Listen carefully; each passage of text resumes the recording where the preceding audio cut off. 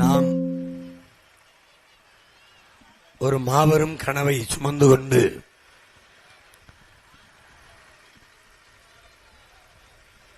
ஒரு மகத்தான மாற்றத்திற்காக நம் மண்ணில் ஒரு புரட்சிகர அரசியலை முன்னெடுக்கிறோம்.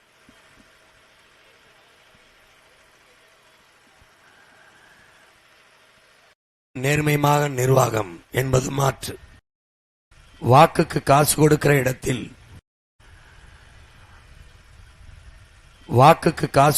இடத்தில் மாண்புமிக்க ஜனநாயகம் இறந்து கேடுகட்ட பணநாயகம் பிறந்து விடுகிறது. அந்த கேடுகட்ட பணநாயகத்தை வீழ்த்தி மாண்புமிக்க ஜனநாயகத்தை மலரச் செய்வது மாற்று. பணம் இருப்பவர்கள்தான் அரசியல் செய்ய முடியும். அதுவும் பரம்பரையாக அப்பா மந்திரியாக இருந்தால், அப்பா எம்பியாக இருந்தால், அல்லது அப்பா எம்எல்ஏவாக இருந்தால் அவர்கள் பிள்ளைகள் தான் தேர்தலில் நிற்க முடியும். ஒரு கொடுங்கோன்மை மக்களாட்சி தத்துவத்திற்கு எதிரானது. பணம் இருக்கவன் தான் அரசியல் செய்ய முடியும் என்றால் அங்கே முதலாளிகளுக்கான, செல்வந்தர்களுக்கான, பணக்காரர்களுக்கான அதிகாரம் தான் உருவாகுமே ஒழிய உழைக்கும் அடித்தட்டு மக்கள், பாட்டாளி வர்க்கம், ஏழை எளிய மக்களின் அரசியலோ அதிகாரமோ அங்க உருவாகாது. காலங்காலமாக கஷ்டப்படுகிற, துன்பப்படுகிற மக்களின் பிரச்சனைகளை பேச ஆள் இருக்காது. உழைக்கும் மக்கள், சாதாரண மக்களும் இந்த நாட்டில் அரசியல் செய்ய முடியும், அதிகாரத்துக்கு வர முடியும் என்கிற நிலையை உருவாக்குவது மாற்று. அப்படித்தான் நீண்ட காலமாக உங்கள் பிள்ளைகள், எளிய பிள்ளைகள் நாங்கள் யாரோடும் தேர்தலிலே கூட்டு வைக்காமல், கூட்டும் சேர்க்காமல், தனித்து என் மக்களை மட்டும் நம்பி தொடர்ந்து இந்த களத்திலே நின்று வருவதை நீங்கள் பார்க்கிறீர்கள். இங்கே நத்தத்திலே கூட போட்டியிடுகிற என் தங்கை அழகம்மாள் ஒரு சாதாரண எளிய மகள், எந்த பின்புலமும் இல்லை. அவளுடைய வலிமை என்ன? அவளுடைய கல்வி. அவளுடைய வலிமை என்ன? அவளுக்கான தகுதி என்ன? மண்ணுக்கும் மக்களுக்கும் உண்மையும் நேர்மையுமாக தூய உள்ளத்தோடு உழைப்பேன், பணியாற்றுவேன் என்கிற அந்த எண்ணம் தான் அவளுக்கான தகுதி. அதனால்தான் இந்த மண்ணிலே என் தங்கையை வேட்பாளராக நாங்கள் நிறுத்தி இருக்கிறோம்.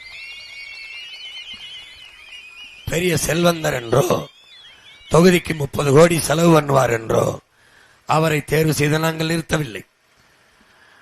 30 கோடி முதலீடு செய்கிறவர் எம்எல்ஏவானால் 3000 கோடி சம்பாதிக்கலாம், ஒருவேளை அமைச்சரானால் 30,000 கோடி சம்பாதிக்கலாம் என்பார். அப்போ அவருக்கான லாப தேவை இருக்கும். வாக்கு செலுத்தின மக்களுக்கான சேவை எங்கே இருக்கும்? இருக்காது. ஆனால் என் தங்கைக்கு மக்களுக்கான சேவை மட்டும்தான் முதன்மையான எண்ணமாக இருக்கும். இங்கே நாங்கள் உங்களுக்கு வாக்குக்கு காசு தரப்போவதில்லை, இதுவரை தந்ததும் இல்லை, எப்போதும் தரப்போவதில்லை. வாக்குக்கு காசு கொடுக்கிற கூட்டம் இல்லை. இது உங்கள் வாழ்க்கையை பற்றி கவலைப்படுகிற கூட்டம், இந்த நாம் தமிழர் கட்சி பிள்ளைகளின் கூட்டம். மற்றவர்கள் உங்கள் ஓட்டை மட்டுமே கவலைப்படுவார்கள். எப்படி ஓட்டை பறிக்கலாம்? நான் ஆட்சிக்கு வந்தால் 2000 தருகிறேன், இல்ல 2500 தருகிறேன், விவசாயி கடன்களை தள்ளுபடி செய்கிறேன். முதல்ல ஒரு கேள்வி, விவசாயி ஏன் கடனாளி ஆகிறா? ஏன் கடனாளி ஆகிறா? பான்பராக்கு விற்கிறவன் கடனாளி ஆகல, சிகரெட் விற்கிறவன் கடன்காரனாகல, சிறைக்கிற பிளேட்டு கத்தி தயாரிக்கிறவன் கடனாளி ஆகல, குண்டூசி தயாரிக்கிறவன் கடனாளி ஆகல, காலுக்கு செருப்பு வித்துக்கிட்டு இருக்கான் கடைக்காரன், அந்த அவன் கடைக்காரன் கடனாளி ஆகல. யாரும் கடனாளி ஆகலையே. சாராயங்காய்ச்சி விற்கிற ஆலை முதலாளி கடனாளி ஆகல. உலகத்துக்கு சோறு போடுற என் விவசாயி ஏன் கடனாளி ஆகிறான்? ஏன் கடனாளி ஆகிறான்? அவனை கடனாளியா ஆக்குனது யார்? விவசாயி கடனாளி ஆகுவான், அதை தள்ளுபடி பண்ணுவார். ஒரு தடவை தள்ளுபடி பண்ண, அப்புறம் மறுபடியும் என் கடனாளியான மறுபடியும் தள்ளுபடி பண்றேன், அப்புறம் மறுபடியும் கடனாளி ஆகிறான். ஏன்னா பைத்தியமாடா நீங்க, என்னடா ஆட்சி செய்ய? கடனாளி ஆகாம பாத்துக்கடா விவசாயிய. விவசாயி கடனான்னா அந்த நாடே கடன்கார நாடுதான். சரி, இப்ப என் விவசாய கடனை நீ தள்ளுபடி பண்ணிட்ட, மாணவர் கல்வி கடனை நீ தள்ளுபடி பண்ணிட்ட, நீ 10 லட்சம் கோடி கடன் வாங்கி வச்சிருக்கிய, அதை தள்ளுபடி பண்றது? அதை யார் தள்ளுபடி பண்றது? யார் தள்ளுபடி பண்றது சொல்லுங்க? மாணவன் ஏன் கடனாளி ஆகின? கடன் வாங்கி ஏன் அவனை படிக்க வைக்கிற? கல்வியை தரமா கொடுத்தீங்கன்னா காசு இல்லாம படிச்சுட்டு போயிடுவான்ல. காசு இல்லாம பள்ளிக்கூடம் கல்வி இருக்கு, தரமா இல்ல, அதனால கடனை வாங்கி எங்க அப்பா அங்க போய் தனியார் பள்ளிக்கூடத்துல நல்ல சொல்லி கொடுக்குறாங்கன்னு போய் சேர்க்கிறாப்புல. அந்த சொல்லி கொடுக்கறத கவர்மெண்ட் இங்க சொல்லி கொடுத்துட்டா நான் ஏன் அங்க போய் காசு கட்ட போறேன்? எங்க அப்பா என் கடன் வாங்க போறேன்? சரி, எங்க அப்பனாவது படிக்க வைக்க கடன் வாங்கினேன், சரி, என் தங்கச்சிக்கு கல்யாணம் பண்ணி கொடுக்க கடன் வாங்கினேன், சரி, நீ என்ன மயத்துக்கு வாங்கின 10 லட்சம் கோடி? அதை வாங்கி என்ன பண்ண? அது யாராவது? ஏய், எங்கப்பா ஒரு தகப்பன், ஒரு வீட்டுக்கோட தகப்பன் எங்க அப்பா இருக்காரு. இப்ப எங்க அப்பாட்ட வந்து ஏப்பா கடன் வாங்கினேன்னு கேட்கறேன்னு வச்சுக்க. இல்லடா தங்கச்சியை கட்டி கொடுக்க காசு இல்லடா மகனே, நான் என்ன பண்றதுன்னு 2 லட்சம் ரூபா வாங்கிட்டேன்டா. அப்புறம் ஏன் பண்ண? உன்னைய படிக்க வைக்க காசு இல்லடா மகனே, உன்னைய படிக்க வச்சு ஒரு ஆளாக்கணும்னு கடன். எங்க அப்பா சொல்ற கடன்ல ஒரு நியாயம் இருக்கு, ஒரு தருமை இருக்கு. ஆனாலும் இந்த அரசு கடனை வாங்கி கல்வி நிலையில வைக்க கூடாது. ஏன்னா கல்வியை கொடுக்க வேண்டியது அரசின் கடன். அதை கடன் வாங்கி படிக்கிற நிலையில வச்சா அந்த அரச கடன், மாணவர் கடன் தள்ளுபடி, விவசாய கடன் தள்ளுபடி, இப்படி செய்கிற அந்த அரசை இந்த தேர்தலில் நாம் தள்ளுபடி செய்யணும், தள்ளுபடி பண்ணிடணும். புரியுதா?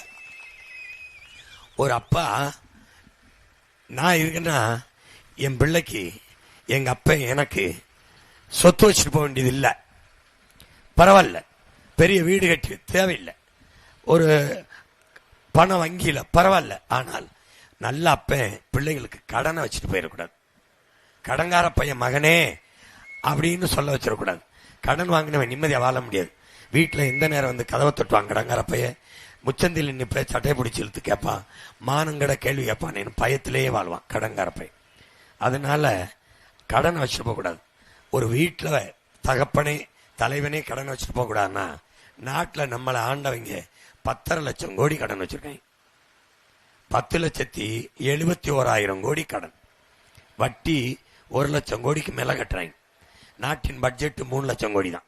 இதுல வட்டியே 1 லட்சம் கோடிக்கு மேல கட்டிட்டா வாத்தியாருக்கு சம்பளம் கொடுக்க முடியல, டாக்டருக்கு சம்பளம் கொடுக்க முடியல, நர்ஸுக்கு கொடுக்க முடியல, போக்குவரத்து தொழிலாளி கொடுக்க முடியல, எதுக்கும் கொடுக்க முடியல. எதை வச்சு கொடுக்குது? சாராயம் வித்து 50,000 கோடியில வச்சு வண்டி ஓட்டிக்கிட்டு இருக்கு. எப்படி இருக்கு? சாராய கடை மூடு, கதை முடிஞ்சிடும். புரியுத? ஒரு படம் வந்துச்சு, டாஸ்மார்க்னே படத்துக்கு பேரு.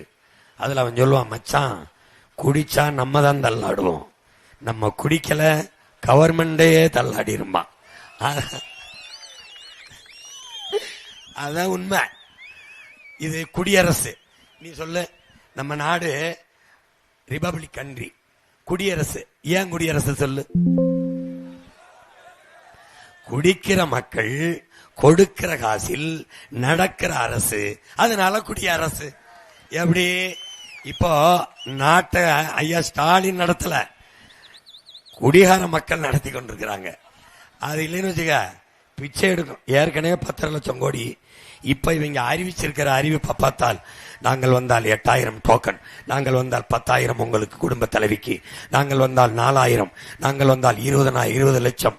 இந்த கணக்கெல்லாம் பார்த்தா இப்ப இவங்களுக்கு ஓட்ட போட்டு வச்சுன்னு வச்சுக்க இன்னொரு 5 லட்சம் கோடி வாங்குவாங்க. அப்ப 15 லட்சம் கோடி கடன், அப்ப 2 லட்சம் கோடி வட்டி. நாட்டு பட்ஜெட் 3 லட்சம் கோடி, 2 லட்சம் கோடி விட்டா 1 லட்சம் கோடி.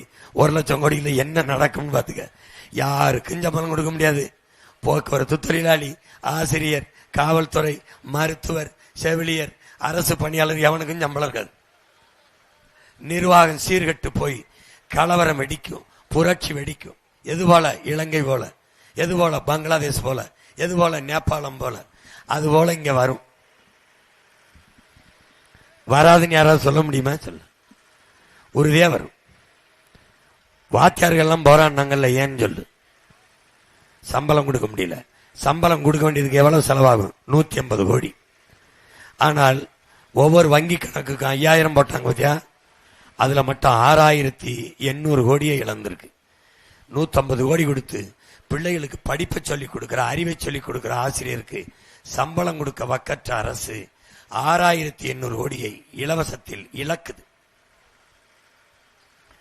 இலவசம் என்பது ஒரு ஏமாற்று திட்டம் என்பதை என்னைக்கு என் சொந்தங்கள் புரிந்து கொள்கிறார்களோ அன்னைக்குத்தான் இந்த மண்ணில் மாற்றம் என்பது வரும், மக்கள் வாழ்க்கையில் முன்னேற்றம் என்பது வரும். ஆசையை தூண்டுவது எப்படி?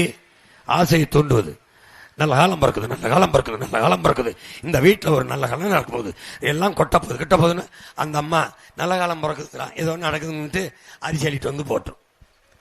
புரியுதா? இந்த குடுகுடுப்பக்காரங்க தான் கிளிச்சோசிக்காரன் பண்ண ஐயாவுக்கு வந்திருக்கிறவருக்கு நல்லது நடக்கணும், அவருக்கு ஒரு இதை அவர் ராசிக்கு ஒரு சீட்டை எடு அப்படின்னு சொன்ன உடனே ஒரு சீட் எடு. உனக்கு என்ன பண்ணுவோம்? ஏதோ நல்லது நடக்க போகுதுன்னு நினைச்சிக்கிட்டு இருப்பேன். அது மாதிரி இவன் உன் ஆசையை தூண்டுறேன். நான் வந்தேன்னா ஃப்ரிட்ஜு தருவேன், நான் வந்தேன்னா 1 கிலோ எண்ணெய், 1 லிட்டர் எண்ணெய், 1 கிலோ பருப்பு, நான் வந்தேன்னா தாலிக்கு ஒரு தங்கம் தருவேன், நான் வந்தேன்னா 6 சிலிண்டரு, இல்லை நான் வந்தேன்னா 3 சிலிண்டரு. நீ படிச்சவன் என்ன கேட்கணும்? சிலிண்டர் தா, எங்க இருந்து தருவ? காசு தான் 2000 தான் குடும்ப தலைவிக்கு, எங்கிருந்து தருவ? 8000 டோக்கன் கொடுங்க, எங்கிருந்து கொடுப்பீங்க? ஃப்ரிட்ஜ் தாங்க, இலவசமா ஃப்ரிட்ஜ், நீங்க வாங்குற இடத்துல இலவசமா இல்ல காசு கொடுத்து வாங்குறீங்களா? காசு கொடுத்து. அந்த காசை எங்கிருந்து எடுக்கிறீங்க? இந்த கேள்வியை நீ கேட்க தொடங்கிட்டினா மாற்றம் வந்துருச்சு, நல்ல அரசியல் வந்துருச்சு, நல்ல ஆட்சி பிறந்துரும், நாடு வளர்ந்துரும். இதுதான் நடக்கும். இல்லைன்னா ஏதோ கொடுக்கறான், நீ எப்படி ஆயிட்ட? ஓட்டுக்கு 1000 கொடுக்கறவனுக்கு 1 ஓட்டு, 5 ஓட்டு இருக்கு வீட்டில், ஓட்டுக்கு 1000 ரூபா கொடுக்கறவனுக்கு 2, 2000 கொடுக்கறவனுக்கு 3. கொள்கையாவது இளவாவது எது? என்னைக்கு நீ நோட்டுக்கு ஓட்ட விக்கிறியோ அதான் நாட்டுக்கு வேட்டு, பணத்துக்கு வாக்கு, உன் இனத்துக்கு தூக்கு. அதை நல்லா கவனிச்சுக்க. காசு அவன் கொடுத்துட்டான்னா, இப்ப நான் கேட்கிறேன் உனக்கு எப்படி இருக்குன்னு பாரு. நான் ராத்திரியில வீட்டுக்குள்ள புகுந்துட்டேன், உன் வீட்டுல இருந்து ஒரு 10 லட்சம் ரூபாய் திருடிட்டு அம்மாவை கூப்பிட்டு, அம்மா நான் 10 லட்சம் ரூபாய் உங்க வீட்டுல திருடிட்டேன், அதுல உங்க பங்கு இருந்தாங்க 5000 கொடுத்தா வாங்குவியா? என்ன பண்ணுவேன்னு சொல்லி, என்ன பண்ணுவேன்னு சொல்லி வாங்கிக்கிருவிய? அடிப்ப. ஆனா இப்ப ஏன் அடிக்கிறவங்கள? 2000 கொடுக்குறேன், ஏப்பான்னு கேட்டேன். கேட்கிறேன் நீ ஏப்பா 2000?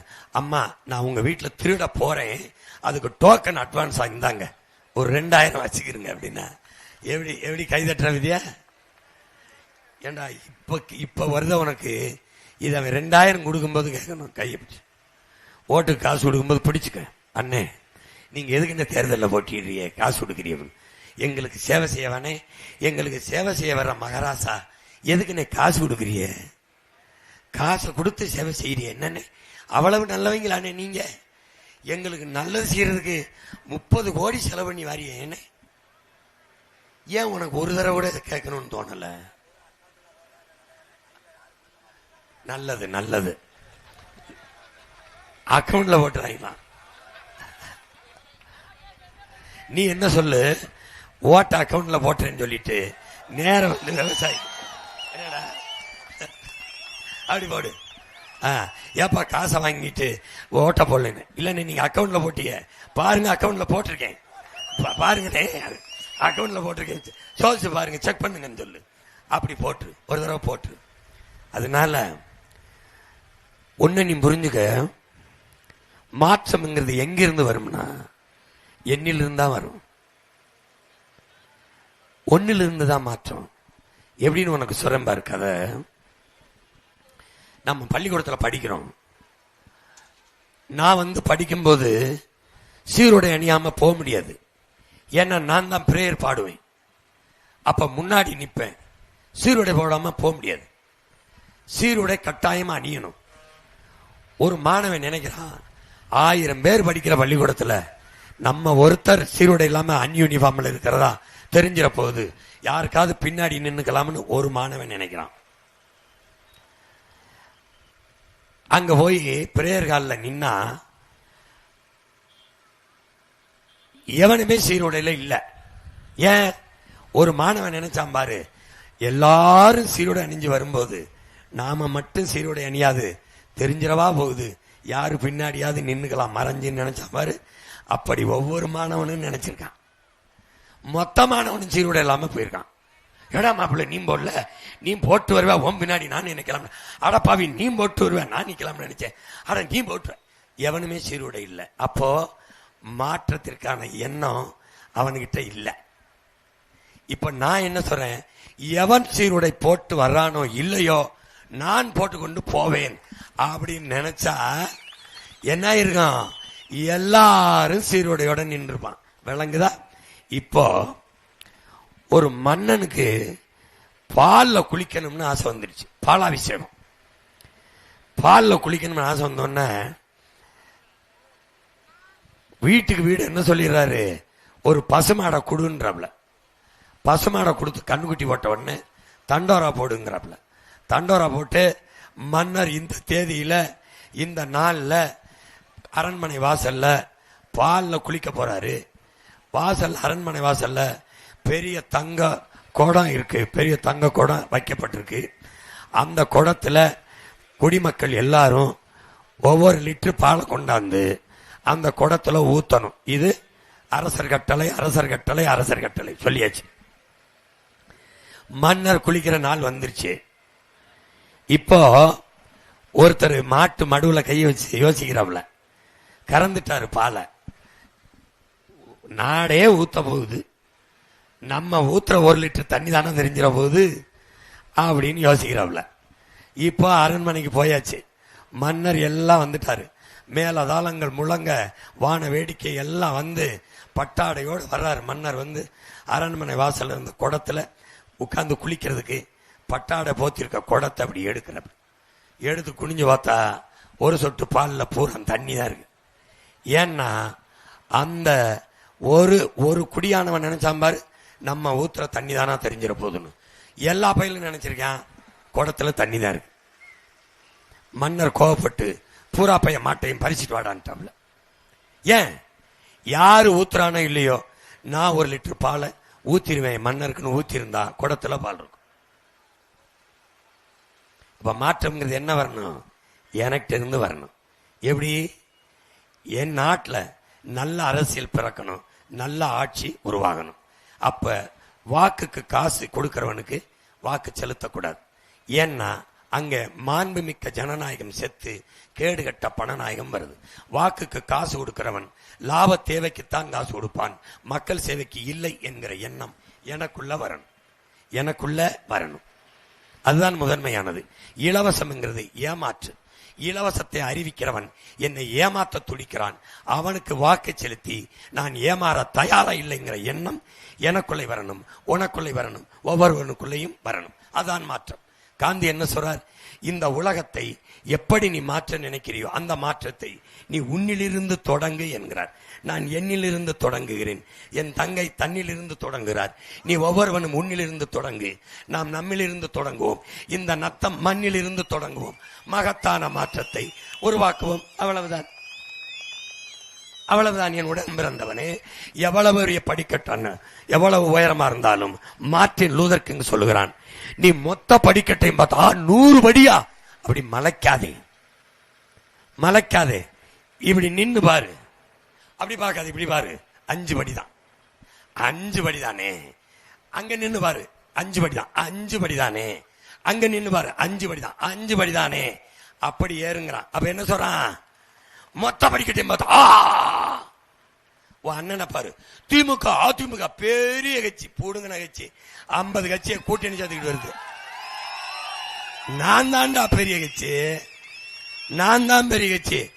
எவனையும் நம்பாம என்னையை, என் கருத்தை, என் கொள்கையை, என் கோட்பாட்டை, என் மக்களை நம்பி நிற்கிற நான் தான் பெரிய